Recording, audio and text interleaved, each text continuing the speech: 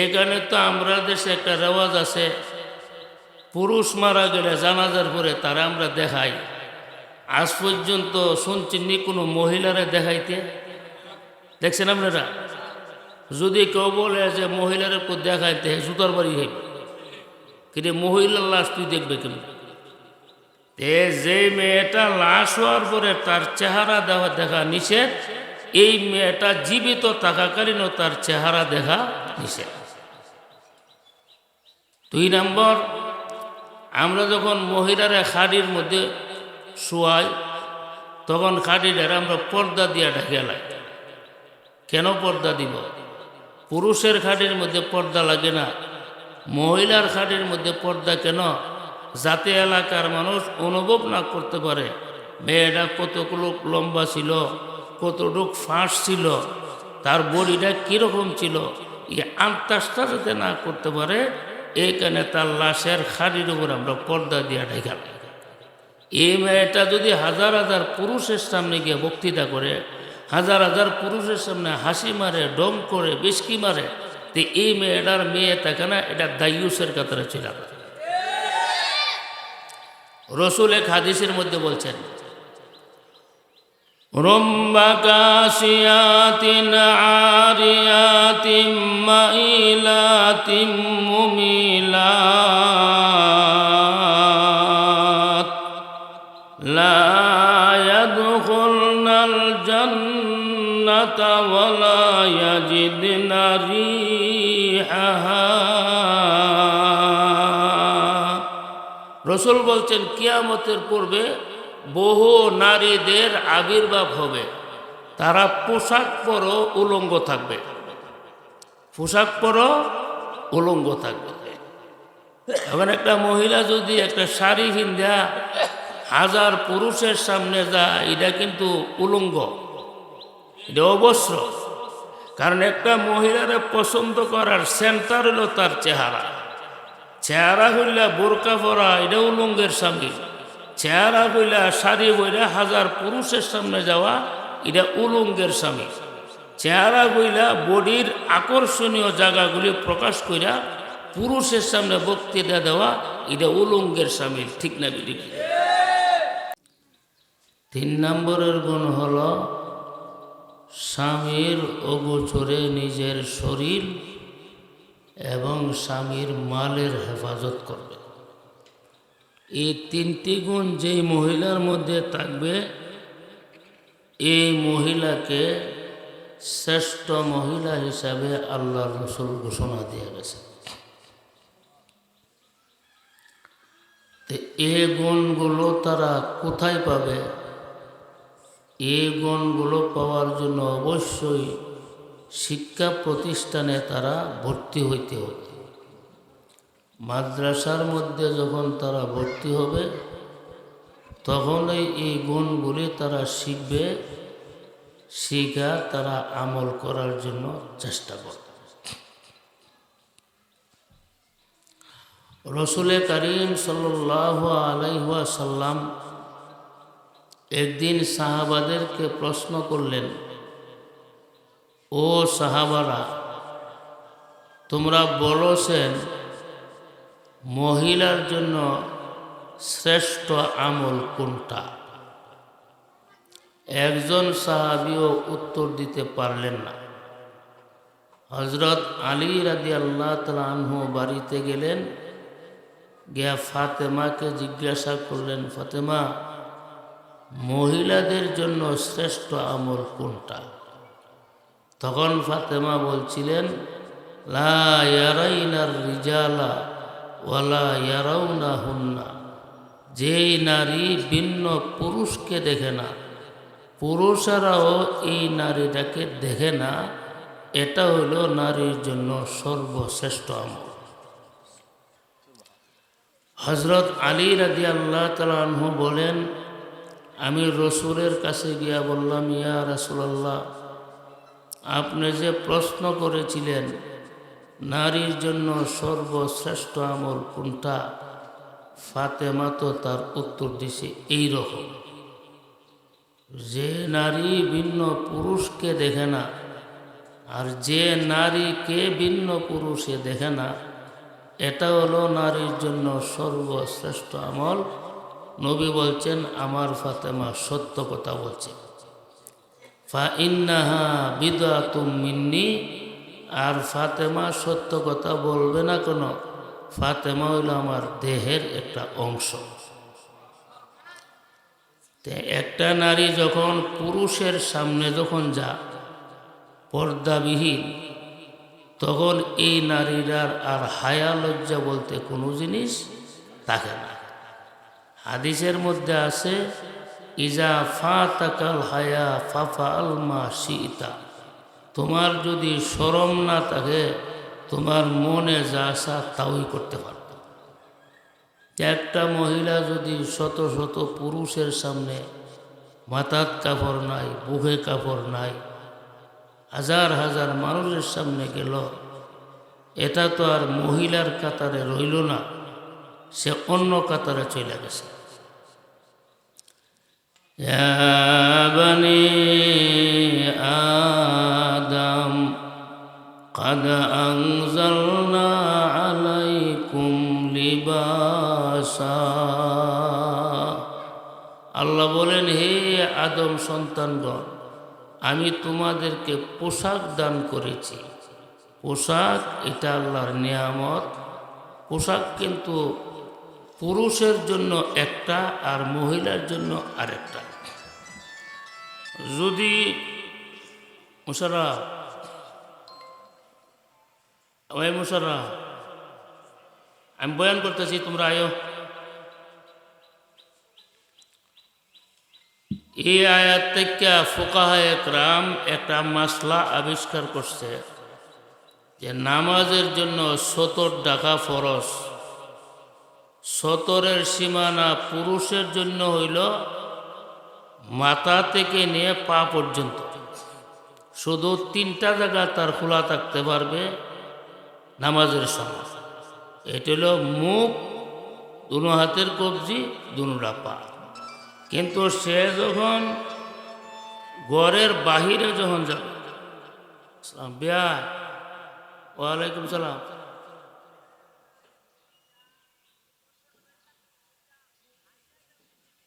আচ্ছা আসেন আসেন আসেন, আমরা বসে আছি, অপেক্ষা আছি।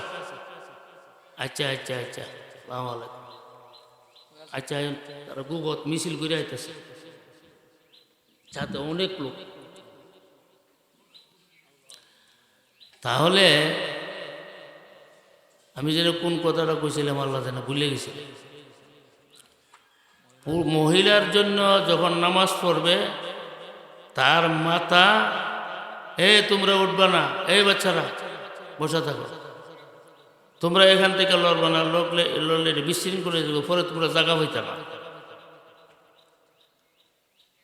নামাজের সময় মহিলাদের চেহারাটা খোলা থাকতে পারবে, 2টা হাতের কবজি পর্যন্ত খোলা থাকবে, 2টা কদম খোলা থাকতে পারবে। কিন্তু সে যখন পর্দা করবে, তখন চেহারাও ডাকা রাখা লাগবো, হাতও ডাকা রাখা লাগবো, পাও ডাকা রাখা লাগবো।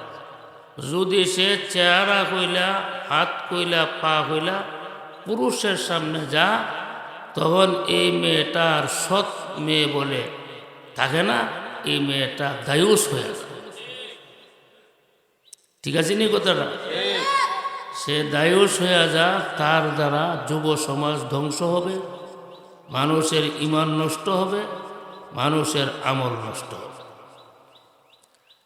হজরতে আয়েশা সিদ্দিকা রাদিয়াল্লাহু তাআলা আনহা,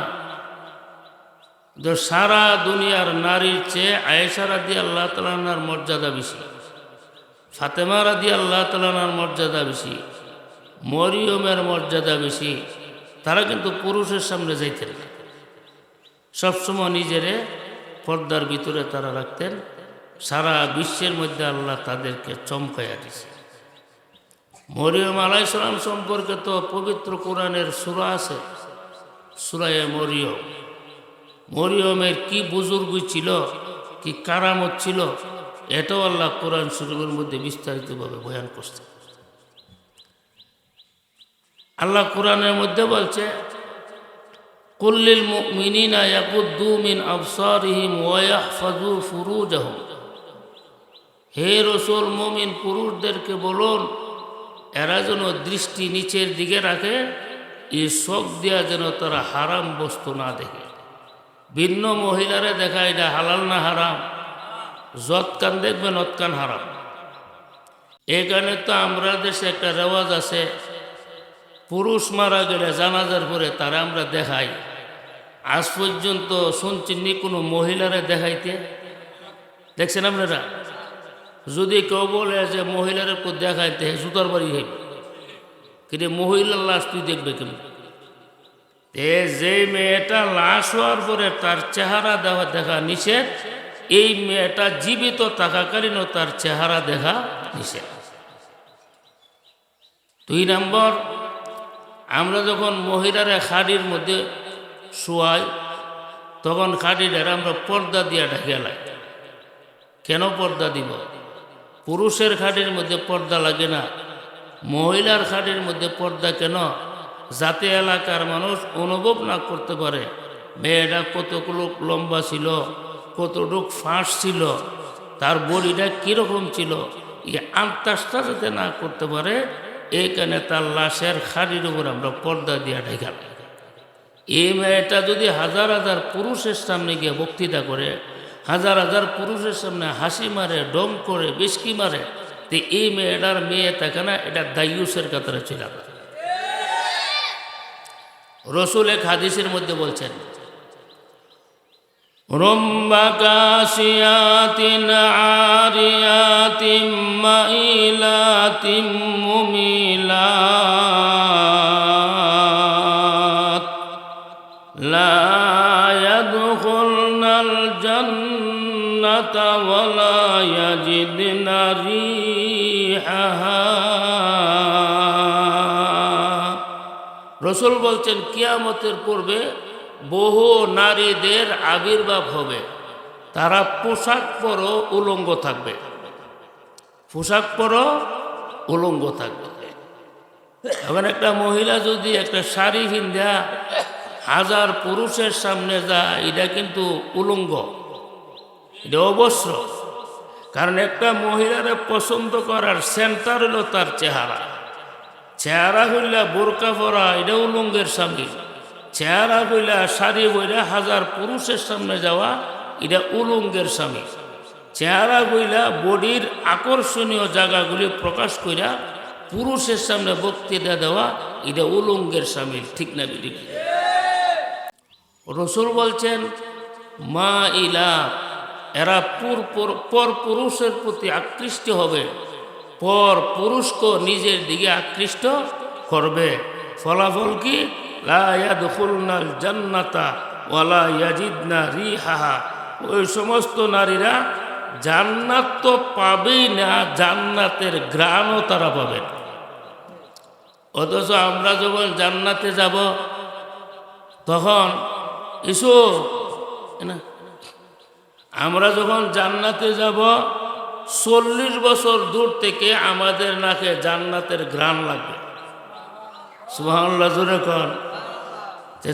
ওই আমরা উসালিয়া মাদ্রাসার বড় হুজুর আছে, না রে তাকবীর, দ্বীন ইসলাম, বাড়ি ওরা মহিলা মাদ্রাসা, বাড়ি ওরা সিরাজুল উলুম মাদ্রাসা, হ্যাঁ রে তাকবীর। এসো চেয়ারটার দে হুজুর, এনে জায়গা আছে,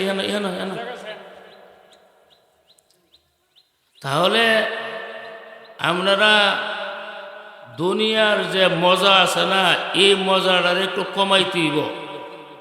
দুনিয়ার মজাটা কমাইলে আখেরাতের মজাটা 16 আনা পাইবেন। আর দুনিয়ার মজা যদি 16 আনা ভোগ করেন, আখেরাতের সাজা 16 আনা ভোগ করতে। ঠিক না বেরিক দূরে কা? এখন আমরা কি করব দেখেন,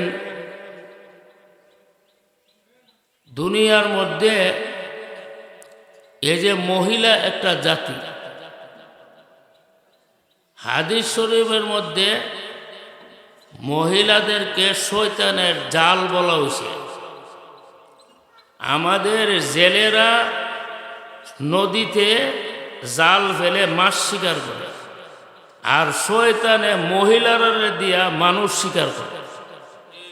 বহুত বড় বড় আল্লাহওয়ালারা মহিলার জালে আটকা বইরা গুমরা হয়ে গেছে, ঠিক না বেটি? আর নিসা ও হাবাইলু শয়তান, নেশা মহিলারা হলো শয়তানের জাল।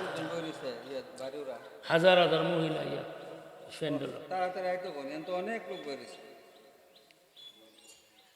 মহিলারা কষ্ট করতেছে, এরা বই রয়েছে। কোন মিটিং বাদ দাইও না গায়ে বসত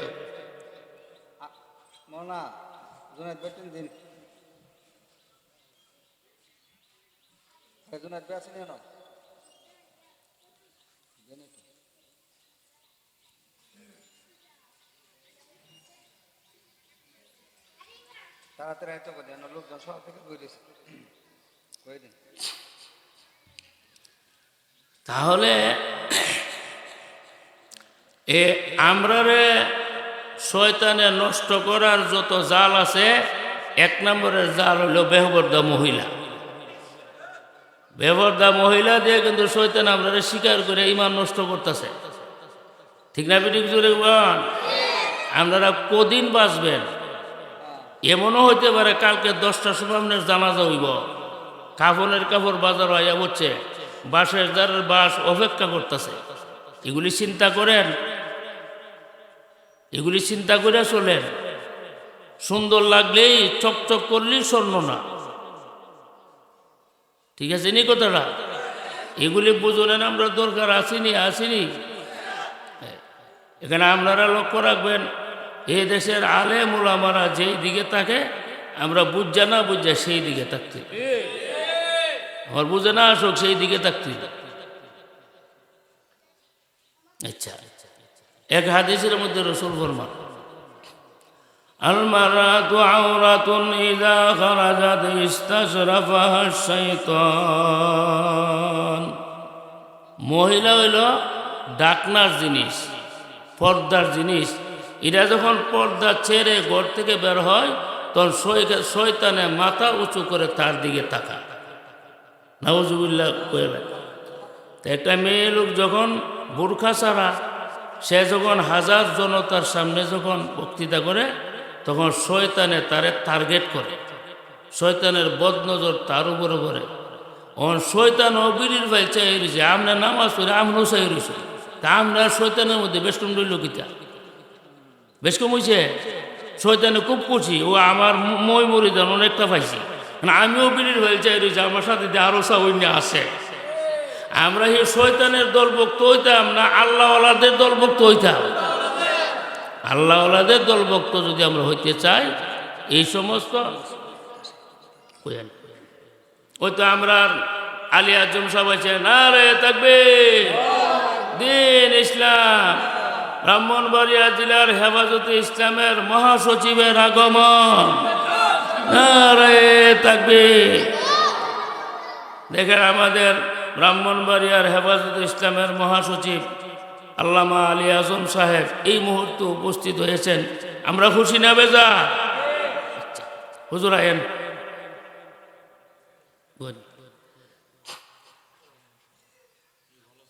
ভালো নেই, বসো, আবু বকর বসো। আমরা আচ্ছা, আমি আপনার কই একটা কথা। মনে করেন আমনের সামনে দুইটা বাসন রাখছে, একটা বাসনের মধ্যে হলো আগুনের আংরা, আর একটা বাসনের মধ্যে হলো স্বর্ণের টুকরা। এই দুইটা প্লেট আপনার সামনে রেখে যদি বলে তুমি কোনটার ধরবা ধরো, তখন আপনি কোনটার ধরবেন? হ্যাঁ, স্বর্ণেরটা। আচ্ছা, কেউ যদি আগুনেরটা ধরে না, তে সে পাগল, সে মেন্টাল, তার ব্রেইনের মধ্যে সমস্যা আছে। না হইলে সে স্বর্ণের প্লেট বাদ দিয়ে আগুনে ধরে কেন? সে পাগল। এটা আমরা বুঝনের দরকার আছে। আচ্ছা, আর একটা উদাহরণ শুনেন। আমনের সামনে দুইটা বোতল রাখছে, একটা বোতলের মধ্যে শরবত আর একটা বোতলের মধ্যে বিষ। আপনারা কাছে তোমার যেটা মনে আছে এটা খাই আল্লাহ, আপনি কোন বোতলটা খাইবা?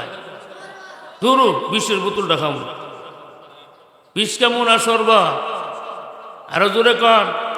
আচ্ছা কেউ যদি বিষ খা মরব, কারণ আল্লাহ প্রত্যেকটি মানুষকে একটা ব্রেন দিছে। আমরা যখন অন্যায় করতে যাই তখন সর্বপ্রথম ব্রেনে বাধা দেয়, এই তুই এই কাজটা করিস না। যারা এই ব্রেনের কথাটা মানে তারাই সফল হয়ে যায়।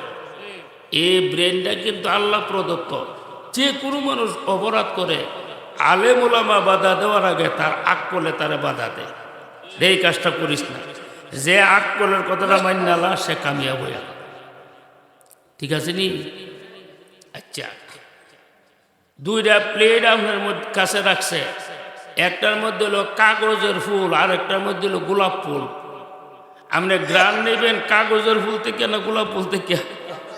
কেউ যদি গোলাপ ফুল বাদ দিয়া কাগজের ফুল না হলে এটা বেহুব, এটা বেকু। এত সুন্দর গোলাপ ফুলের গ্রান তোমার কাছে মজা লাগে না, তুমি কাগজের ফুল লইয়া। আসলে কিন্তু গোলাপ ফুল থেকে কাগজের ফুল সুন্দর বেশি। ঠিক আছে নি? কাগজের ফুল সুন্দর বেশি, কিন্তু কাগজে গ্রাম নাই। গোলাপ ফুলটা সুন্দর কম, কিন্তু তার মধ্যে কি আছে? গ্রাম আছে। ঠিক আছে নি কথা? আচ্ছা, আপনার সামনে দুইটা গর্ত রাখছে, একটার মধ্যে হলো আগুন আর একটার মধ্যে হলো মধু। আপনি আগুনেরটা যাবেন না মধুরটা যাইবা? অনফাল্লাই গিয়ে আগুন ঘুরে যেতেছে গা, বেহুব। ঠিক আছে নি কথাটা? এগুলি আমরা খেয়াল করে চলতে হবে। জোশের সময় হুশ ঠিক রাখতে হবে, মনে চাইলেই কাম করুন যেত না। ঠিক আছে নি? ঠিক আছে নি? মনে চাইলেই কাজ করুন যেত না, জিদ্দে কোনো কাজ করুন যেত না। আল্লাহ হাসরের দিন জিগাইব, কোনো এলাকাত কোনো নবী যদি নাও আসে, আল্লাহ বলবে তোর আকল দিছিলাম না, এই আকল দিয়া তুই আমি আল্লাহরে তালাশ করে বের করলি না কেন? এখন প্রত্যেকটি মানুষের আকল হলো বাতিনি রাসূল, বাতিনি রাসূল। তা আপনারা তো আমার থেকে অনেক বুঝেন, আপনারা আমার মুরব্বী, আমি হইলাম আপনার সন্তান। হক না হক এই জিনিসটা তো আপনারা বুঝেন, বুঝেন না? তাহলে বুঝে থাকলে আমরা হকের পক্ষে থাকতে হইব, আর না হকের বিপক্ষে আমরা থাকতে হইব। ঠিক আছে নি কথাটা? এটা আমরা একমত আছি নি সবাই? এ মাদ্রাসাগুলি আমরা কেড়ে দিছি হক না হক বুঝাইবার লাগি, সত্য মিথ্যা বুঝাইবার লাগি। ঠিক না বে? ঠিক। হ্যালো বল কে? না আমি এখন বয়ান আছি, পরে ফোন দিয়ে।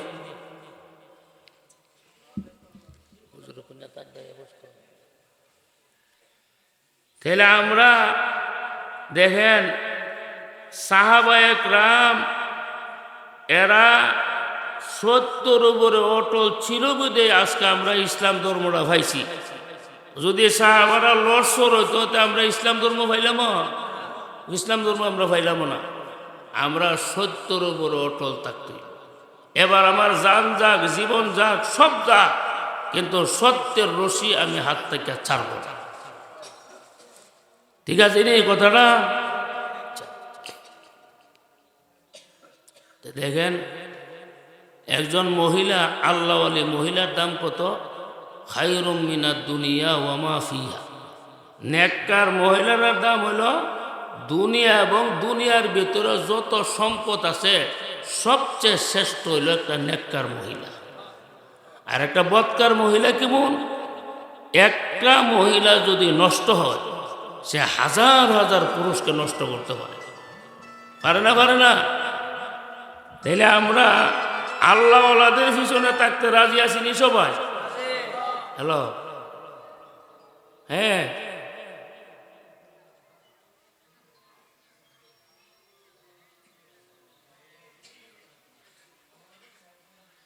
আরে ফোন নম্বর সামনে আমি দোয়া করলাম, তো আজান দিব, আজান আমি বাদ রাখতে পারবো? ওই আলী আজম সাহেবের সাথে কথা কইছেন, আমি আজকে এক সপ্তাহ ধরে চিল্লাচিল্লি করতেছি।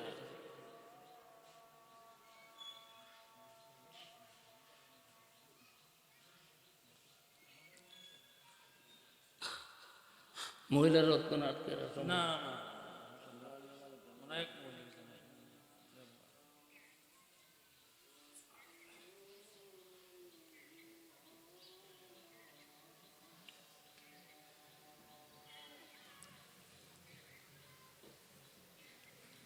জহির ভাই কো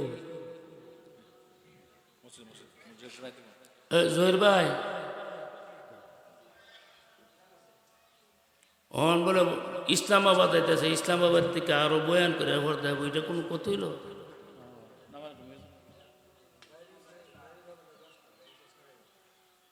আচ্ছা আপনি কিছু কথা বলুন এখন কোরআন হাদিস থেকে গুরুত্বপূর্ণ আলোচনা পেশ করতেছেন ভাই আমরা একটু ধৈর্য ধারণ করতে হবে আমরা রাজি আছিনি সবাই সবাই একমত আছি তো আমরা ধরো জোহরের নামাজটা 10 মিনিট পরে বড় মাসকা এ বড় মেহমান আইতেছে আল্লাহ মেহমান ওনার দিনে আমরা দোয়া করব আর মা বোন যারা আছেন আজকে মনে করেন যে রোজা রাখতে দিছি একটু কষ্ট করেন জোনা হিসাব আইতেছে তাইলে এখন আপনাদের সামনে গুরুত্বপূর্ণ বয়ান পেশ করবেন আলী আজম সাহেব মহাসচিব ব্রাহ্মণবাড়িয়া হেফাজত ইসলাম কোনে দাওয়াটা